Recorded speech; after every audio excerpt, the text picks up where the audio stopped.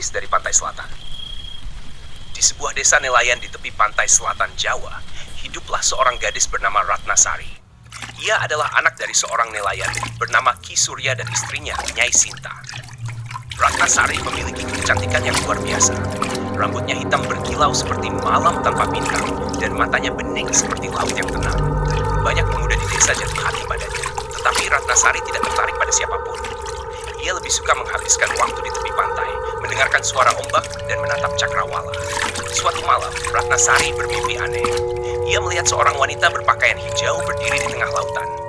Wanita itu memiliki wajah yang cantik, tetapi sorot matanya tajam seperti elang. Ratnasari, darahmu adalah bagian dari laut. Kau akan menjadi ratu. Datanglah padaku.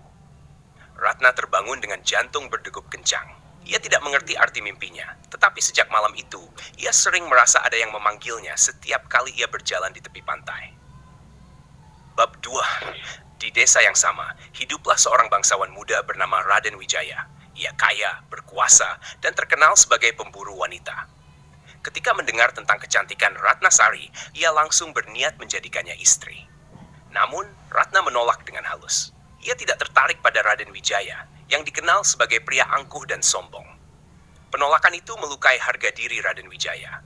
Dengan marah, ia bersumpah bahwa Ratnasari akan menjadi miliknya dengan cara apapun. Suatu malam, saat bulan purnama bersinar terang di atas laut, Raden Wijaya dan anak buahnya menculik Ratnasari.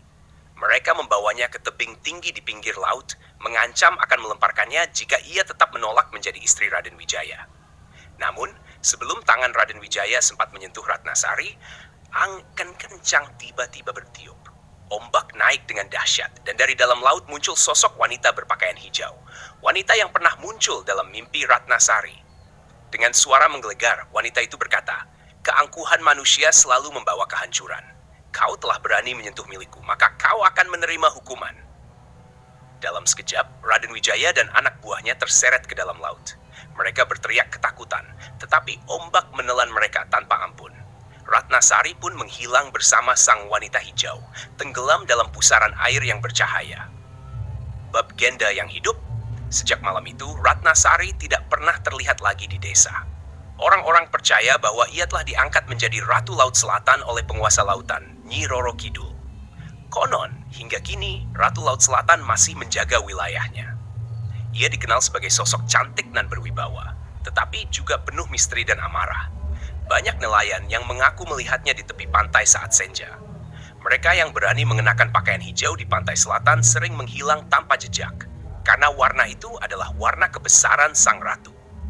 Legenda ini terus hidup dari generasi ke generasi, mengingatkan manusia bahwa laut bukan hanya sekadar hamparan air, tetapi juga tempat di mana kekuatan gaib bersemayam. Itulah legenda tentang kutukan Ratu Laut Selatan. Jika kamu ingin cerita lain, aku bisa menuliskan lebih panjang atau dengan tema yang berbeda.